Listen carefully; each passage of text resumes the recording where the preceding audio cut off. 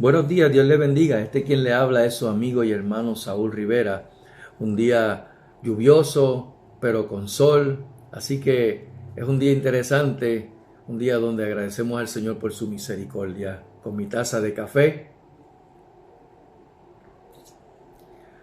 porque las cosas asombrosas solo suceden cuando das un paso de fe. ¿Te atreves a dar un paso de fe? Te invito a que des un paso de fe. Hoy continuamos con la serie de estudios Apocalipsis, las 7 iglesias del Asia Menor. Esto es una serie de cortos estudios donde hoy le toca a la iglesia de Pérgamo o a la iglesia en Pérgamo. Y quisiéramos comenzar con una pequeña introducción antes de darle al contenido. Y con esta iglesia ya estamos hablando de que son 3 iglesias de las que se le señala algo, ya sea a favor o en contra. Y nos preguntamos entonces, ¿cuál es la iglesia correcta?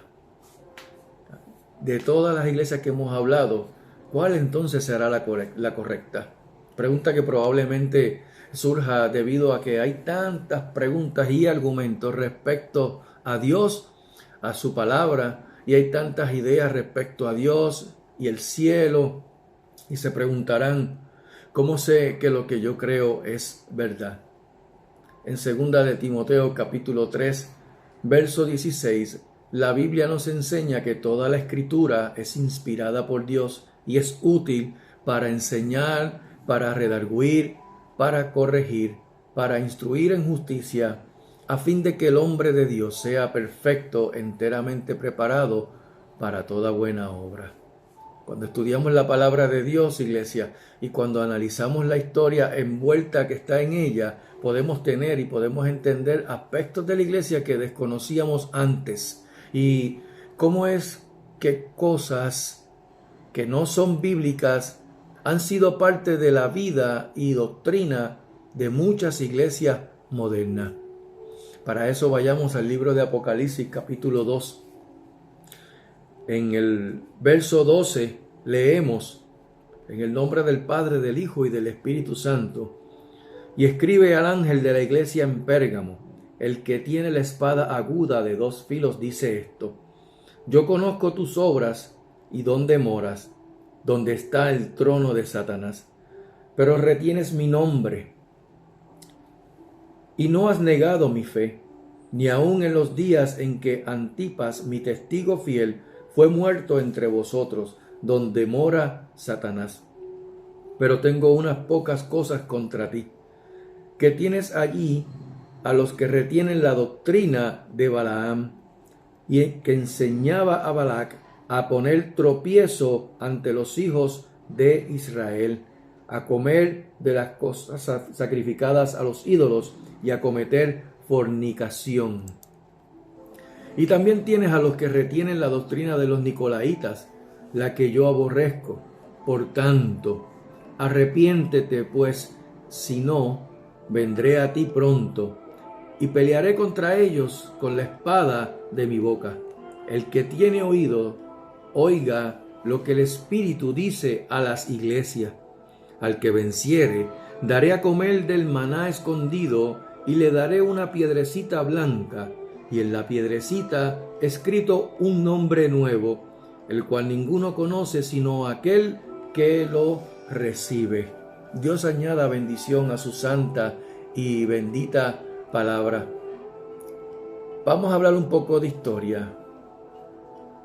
¿Dónde era Pérgamo? ¿Qué era Pérgamo como tal?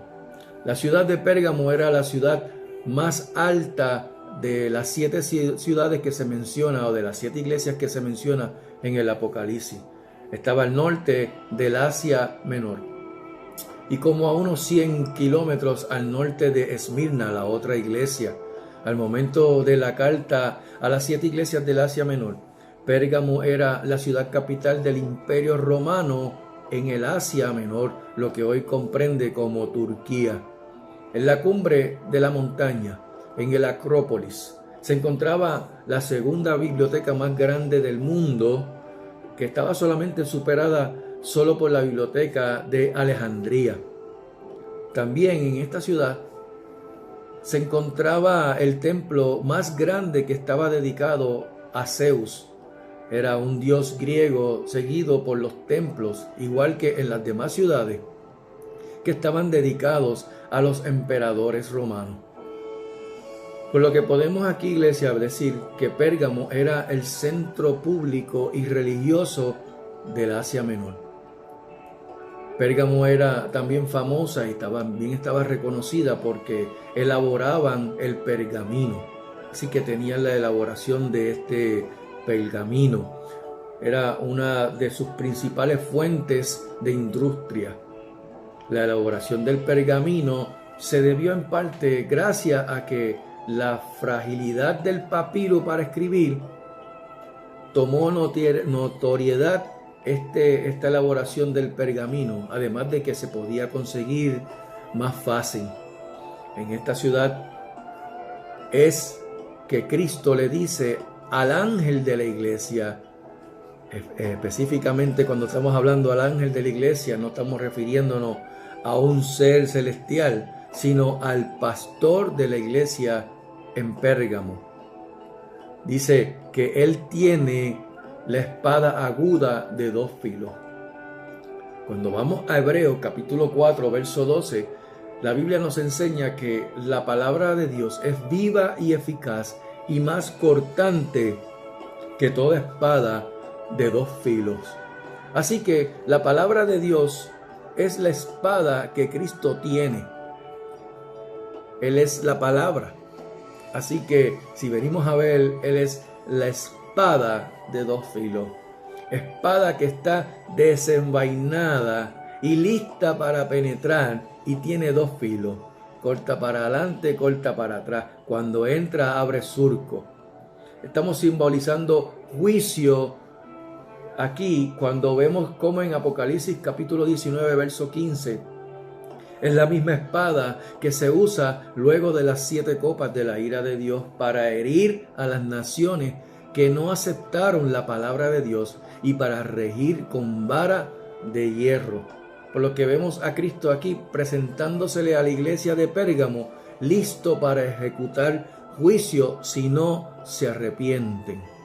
Entonces, vemos a Cristo dándole su diagnóstico a la iglesia. 2 noticias buenas, pero 2 noticias que ponen en riesgo sus vidas. ¿Por qué? Porque Él es omnisciente. Dice, yo conozco tus obras. Y leímos en Apocalipsis 2, del verso 13 al 15, cuando dice, yo conozco tus obras y dónde moras, donde está el trono de Satanás. ¿Qué determinación tendríamos si cuando vamos al médico, él nos dice, tengo tu diagnóstico, 2 son buenas noticias, pero 2 están poniéndote en riesgo tu salud, tu vida? Qué bueno que el Señor nos conoce. Yo conozco tus obras. Yo sé dónde estás viviendo. Sé por lo que estás pasando, iglesia. Sé que está en la ciudad que adora a Satanás. Sé que su cultura está inclinada a Satanás. Está plagada e influenciada por este paganismo e idolatría. La Acrópolis de Pérgamo era conocida como la ciudad alta que estaba en la cúspide de la colina de esta ciudad en Pérgamo. En ella se encontraba esta biblioteca que hablamos al principio, que llegó a tener hasta unos 200,000 ejemplares. Rollos. Era bien grande esa biblioteca. Tenía un teatro con una capacidad para 10,000 personas y tenía un altar a Zeus puesto al sur del teatro. Este altar medía nada más y nada menos que 118 pies por 111 pies. Era en forma de una herradura con una escalinata bien enorme. Originalmente medía 226 pies de longitud y 252 pies de ancho y casi 32 pies de alto. Era todo un monumento de altar dedicado al dios griego Zeus. Por lo que Cristo conocía dónde vivía esta iglesia, dónde estaba morando esta iglesia, dónde mora Satanás, dónde estaba el trono de Satanás, como se menciona en el capítulo 2, en el verso 13. Fíjense, no solo adoraban a Zeus, también adoraban a Esclepios, o como se le conocía, lo conocían los romanos, a Esculapio. ¿Le suena ese nombre? Este era el dios de la medicina o el dios de la sanidad. Para los griegos y para los romanos, sus atributos eran representados por serpientes y un bastón. Yo le pregunto, ¿esto se le hace familiar al día de hoy? Es de aquí que se origina el famoso símbolo médico de dos serpientes enroscadas en un bastón. Por lo que cuando vemos la historia, los templos de Asclepios o Esculapio para los romanos, estos eran lo más que se le parecía a un hospital en esta época. Es curioso, ¿no? ¿Verdad? Así que vemos a una ciudad que recurría a la adoración y a conjuros a dioses paganos solamente para que les sanase. En Éxodo capítulo 15, verso 26, Dios le dice a su pueblo Israel: yo soy Jehová, tu sanador. Iglesia, Dios te dice a ti: yo soy Jehová, tu sanador.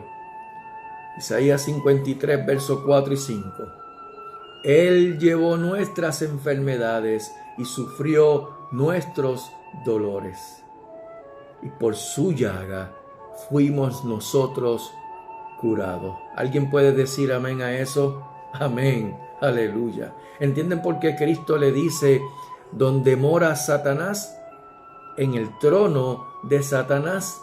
La iglesia de Pérgamo retenía su fe en Cristo aún hasta cuando se veían amenazados de muerte. Esto es como se menciona ¿verdad? Que le mencionan acerca de Antipas, cuando Jesús se refiere a Antipas como su testigo fiel. No se sabe o no se menciona nada más de este nombre en la Biblia, excepto en este versículo 13 del capítulo 2 de Apocalipsis. Pero se cree que Antipas fue un cristiano martirizado por Domiciano, nada más y nada menos que por la fe en Jesucristo en el año 92 después de Cristo. En Hechos capítulo 1, verso 8, nos muestra para qué es el poder recibido del Espíritu Santo: para ser testigo. Tanto la palabra testigo como la palabra mártir era considerada como sinónimos a principios de la era cristiana. En Apocalipsis capítulo 1, verso 5, vemos a Jesucristo que se revela como el testigo fiel. Y en el capítulo 3, verso 14, también se describe él como el testigo fiel. Antipas, Cristo lo llama su testigo fiel.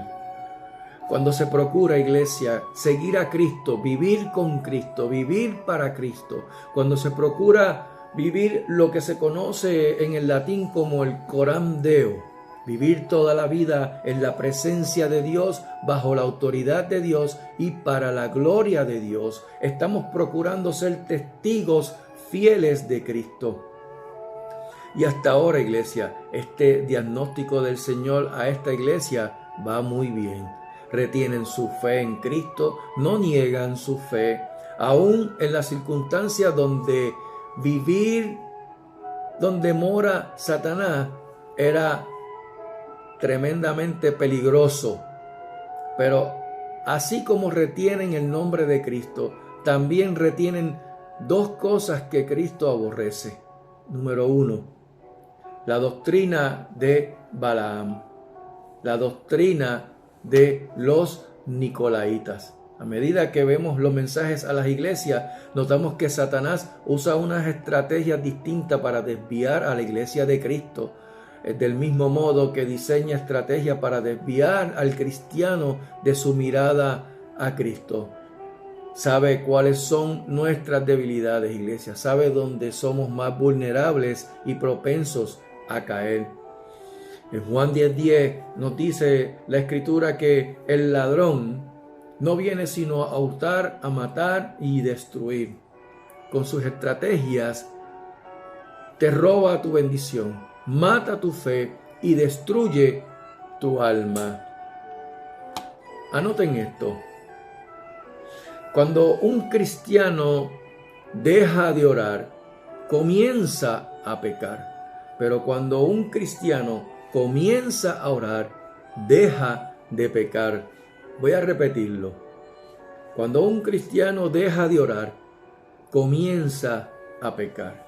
Pero cuando un cristiano comienza a orar, deja de pecar. La iglesia de Éfeso, Satanás usó la estrategia de enfriar su corazón. Por eso es que se le llamó, porque has dejado tu primer amor. A la iglesia de Esmirna, sin embargo, se valió de martirizarla, de atribularla, de perseguirla a través del Imperio Romano, pero fíjense, solo logró ver a una iglesia cada vez más ferviente, más fuerte, esparciéndose y creciendo como una semilla cuando cae y muere en tierra fértil. Ahora tenemos a Pérgamo, y a Pérgamo busca y logra desviarla, no con persecución ni enfriándola, sino poniéndola cómoda con el sistema religioso y político que había o que imperaba en ese entonces. El Apocalipsis no se puede estudiar sin contar con el Antiguo Testamento. De hecho, el Apocalipsis prácticamente todo está basado de lo que se profetizó en el Antiguo Testamento, específicamente en el libro del profeta Daniel.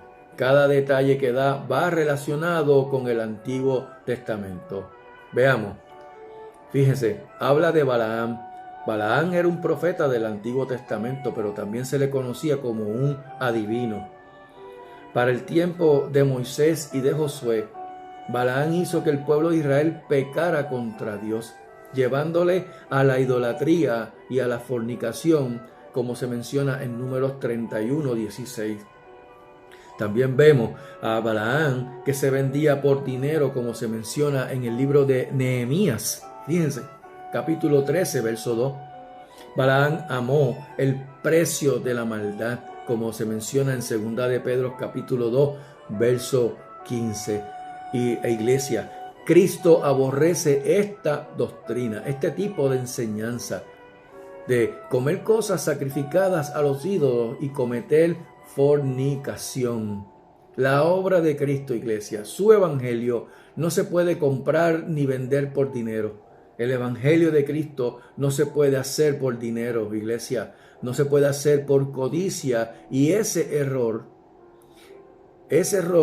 fue lo que cometió o lo que llevó a Balaam a ¿qué? A ser aborrecido por Jehová. En Judas capítulo 1, verso 11, nos muestra que no es por un lucro personal, ni tampoco colectivo, como hizo en su error Balaam cuando quiso maldecir al pueblo de Israel por dinero. Mira lo que dice en Judas verso 11 del único capítulo que está en el libro de Judas. Ay de ellos, porque han seguido el camino de Caín y se lanzaron por lucro en el error de Balaam y perecieron en la contradicción de Coré. Cuando leemos y vemos lo que Cristo le dice a la iglesia de Pérgamo respecto a la doctrina de Balaam, podemos ver de esta iglesia o ver que esta iglesia, aunque mantenían su fe, se aclimataron, se acostumbraron, se acomodaron a la relación con otras enseñanzas paganas, a dar por bueno lo que Dios aborrecía. Estaban mal usando la libertad en Cristo, su libre albedrío, y así dañando su integridad a Cristo. Estaban mezclando lo del mundo con la iglesia, buscando ver cómo acomodaban la fe cristiana con la idolatría. Cosa que al día de hoy todavía vemos muchos que se hacen llamar iglesia, cómo acomodan ciertas doctrinas, como el rendirle culto o adoración a imágenes, ya sea de yeso, de metal, de barro, de madera, o rindiéndole culto a las cosas personales, tales como las casas, los carros, las ropas, aún hasta los hijos. Si bien es cierto que la idolatría, tanto en el tiempo antiguo como en el presente, era basado en rendirle culto y pleitesía a ídolos, ¿verdad? Como mencioné, de madera, de barro, de piedra, escultura o muñecos adorándolos, también es cierto que en la actualidad se continúa con más intensidad y que es más abarcadora que antes se presentaba. Vemos como desde idolatrar propiedades, autos, vestidos, prendas, cuentas bancarias, pertenencia y hasta las personas mismas. He escuchado escuchar a padres o a madres decir: es que mi hijo es la niña de mis ojos, yo veo por los ojos de mis hijos. Cuidado, que los ojos de sus hijos no estén desviándose para otro lado y lo desvíe a usted de la verdad. Pues bien, todo lo que pongamos primero que a Dios, lo estamos idolatrando. Hay veces que hasta llegamos a pensar que a Dios como que no le va a molestar que de vez en cuando se le ponga en un segundo plano. Cuando la ganancia personal sustituye a la doctrina del Evangelio de Cristo, ponemos al descubierto o reflejamos la doctrina de Balaam. Este pensamiento de yo querer trabajar o adquirir cosas para poder adquirir mi beneficio propio, cuando el Señor, la bendición que nos da es para bendecir a otros. Cuando Satanás no logra desbaratar tu fe, desbaratarnos la fe, cuando no logra hacer que reneguemos a Cristo, entonces ¿sabe lo que hace? Busca que tropecemos, como lo hizo Balaam con el pueblo de Israel. Mira, Balaam provocó que Israel se desviara, llevándole mujeres de otros pueblos para cometer idolatría. Satanás lo que busca es separarte de Dios, atrayéndote y acomodándote a la sensualidad del mundo y su inmoralidad, donde a lo malo le llaman bueno y a lo bueno le llaman malo. Mira cómo dice en Números capítulo 25, verso 1 y 2. Moraba Israel en Sitín, y el pueblo empezó a fornicar con las hijas de Moab, las cuales invitaban al pueblo a los sacrificios de sus dioses. Y el pueblo comió y se inclinó a sus dioses. Ay, Señor. Cuando estudiamos la carta de Éfeso, hablamos de la doctrina de los Nicolaitas, doctrina que también aquí en esta iglesia era retenida. Pues bien, Dios detesta la idolatría, punto. Y esta herejía que enseña que aunque se pueda ser salvo, al mismo tiempo puede llevar una vida inmoral, satisfaciendo mis deseos carnales. Dios detesta esa conducta, aborrece esa conducta. En la iglesia de Pérgamo, algunos gustaban de seguir la doctrina de los Nicolaitas. Como en Pérgamo habían tantos templos paganos rodeándolos con su sistema religioso de dos clases, los clérigos y los laicos, fueron acomodándose a la iglesia cristiana, olvidándose de la enseñanza de uno en Cristo, como le había escrito el apóstol Pablo a los Gálatas cuando le dijo: ya no hay judío ni griego, no hay esclavo ni libre, no hay varón ni mujer, porque todos vosotros sois unos en Cristo Jesús. Fíjate que también en Éfeso, en la carta a los Efesios, en el capítulo 4, verso 13, el apóstol Pablo también dice: hasta que todos lleguemos a la unidad de la fe y del conocimiento del Hijo de Dios, a un varón perfecto, a la medida de la estatura de la plenitud de Cristo. Una situación que incomoda a Cristo y le dice a esta iglesia: por tanto, arrepiéntete. En Roma, iglesia, los gobernantes tenían la potestad de ejecutar a las personas y se le conocían como que tenían el derecho de la espada. Así era que se le conocía. Cristo le dice que si no se arrepienten, vendría a ellos pronto y pelearía con la espada de su boca. ¿Cuál es esta espada? La palabra de Dios, iglesia. Por último, en el verso 17, Cristo le da dos promesas al vencer, al separarse de lo que a Él le desagrada. Número 1, le dará a comer del maná escondido. Le dará una piedrecita, número 2, una piedrecita blanca con un nombre escrito que solo lo conoce el que lo recibe.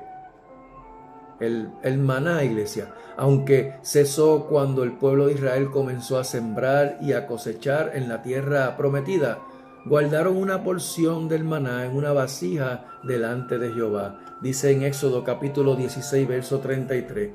Y dijo Moisés a Aarón: toma una vasija y pon en ella un gomer de maná y ponlo delante de Jehová para que sea guardado para vuestros descendientes. Podría haber muchos significados del maná escondido, pero Dios lo único que quiere resaltar es el hecho de que el cristiano no puede sentarse a comer junto con los paganos en su fiesta, donde el alimento es sacrificado a ídolos. Es más, iglesia, mira lo que Dios le inspiró al salmista David. En el Salmo 1, verso 1. Bienaventurado el varón que no anduvo en consejos de malos, ni estuvo en camino de pecadores, ni en silla de escarnecedores se ha sentado. Esto es, ni con los que gustan de burlarse de otros con el fin de humillar a las personas. El maná escondido, el pan del cielo o pan de ángeles como se le conoce, es suficiente para satisfacer al hambriento. Mira cómo lo dice en el libro de Juan, en el capítulo 6, verso 35. Jesús nos dice: yo soy el pan de vida. Aunque la presión del grupo procure que comas del pan del mundo, de lo sacrificado a los ídolos, el entendido entiende. Del acomodo religioso, porque sabe bueno, Cristo te dice: si vences, te daré de mi maná, mi palabra, que cuando la comas nunca más tendrás hambre. Y segundo, te dice una piedrecita blanca y un nombre nuevo. ¿Cómo interpretamos esto, iglesia? Es difícil descifrar su interpretación, pero en la historia antigua, en las cortes judiciales solían el uso de piedras blancas o piedras negras. Cuando hacían un veredicto tenían unas piedras blancas y unas piedras negras. En otras palabras, si en la decisión del jurado había más piedras negras que blancas, esto representaba la culpabilidad y la condenación de la persona que estaba siendo enjuiciada. Y si por el contrario había más piedras blancas que piedras negras, entonces la persona era absuelta del delito. Cuando Cristo es el centro de nuestras vidas, cuando Cristo tiene el total control de nuestras vidas, venimos a tener esa absolución de cualquier acusación falsa. Y si pecaste, iglesia, abogado tenemos para con el Padre, a Cristo Jesús. Dice en primera de Juan 1:1, hijitos míos, estas cosas os escribo para que no pequéis. Y si alguno hubiere pecado, abogado tenemos para con el Padre, a Jesucristo el justo. Primera del apóstol Juan, capítulo 2, verso 1. Capítulo 2, verso 1. O sea, iglesia, Él te dice en esta hora, venciste. Y por cuanto venciste, yo di mi voto a favor tuyo, por cuanto eres mío, dice el Señor. También en la antigüedad había la costumbre de andar con una piedrecita con un nombre de algún dios, y el que lo conocía decía que tenía control sobre ese dios. Recordemos que, iglesia, esto eran costumbres paganas, y que la iglesia de Pérgamo tenía personas que acomodaban estas cosas, esas culturas y creencias paganas a su fe. Pero al igual que Dios le dijo al pueblo hebreo por boca del profeta Isaías, en Isaías 43, verso 1 y 2, y en Isaías 62, verso 2, asimismo, iglesia, nos dice hoy, mira cómo dice Isaías 43, verso 1 y 2. Ahora, así dice Jehová, creador tuyo, oh Jacob, y formador tuyo, oh Israel. No temas, porque yo te redimí. Te puse nombre, mío eres tú. Promesa, cuando pases por las aguas, yo estaré contigo. Y si por los ríos, no te anegarán. Cuando pases por el fuego, no te quemarás, ni la llama arderá en ti. Bendito sea tu nombre, Señor. Isaías 62, verso 2. Entonces verán las gentes tu justicia y todos los reyes tu gloria, y te será puesto un nombre nuevo que la boca de Jehová nombrará. Alabado sea el nombre del Señor.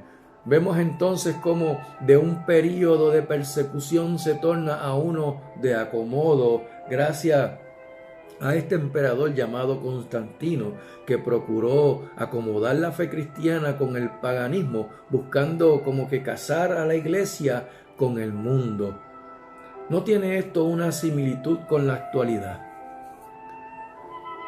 Donde vemos cómo la religiosidad o la religión que quieren ahora unificarla para que sean todos una sola religión, procurando meter o encajonar a Dios en todas las divisiones de religiones, porque dicen que Dios está en el islamismo o en el musulmán, que está también en el budismo, que está también en el hinduismo, y cuando vienen a ver, quieren crear o ponerle encajonar a Dios en su religión. Sin embargo, ya está todo determinado en su palabra. Termino dando el mismo consejo que el apóstol Pablo le dio a los corintios. En 2 de Corintios, capítulo 6, verso 14 al 18. Iglesia, escucha. No os unáis en yugo desigual con los incrédulos, porque ¿qué compañerismo tiene la justicia con la injusticia? ¿Y qué comunión la luz con las tinieblas? ¿Y qué concordia Cristo con Belial? ¿O qué parte el creyente con el incrédulo? ¿Y qué acuerdo hay entre el templo de Dios y los ídolos? Porque vosotros sois el templo del Dios viviente. Como Dios dijo, habitaré y andaré entre ellos, y seré su Dios, y ellos me serán por pueblo. Por lo cual, salid de en medio de ellos y apartaos, dice el Señor, y no toquéis lo inmundo, y yo os recibiré, y seré para vosotros por Padre, y vosotros me seréis hijos e hijas, dice el Señor Todopoderoso. Iglesia, no destruyamos nuestro testimonio buscando lo que el mundo nos ofrece y amarrarlo con nuestra fe en Cristo. Concéntrate en la Escritura, en la palabra.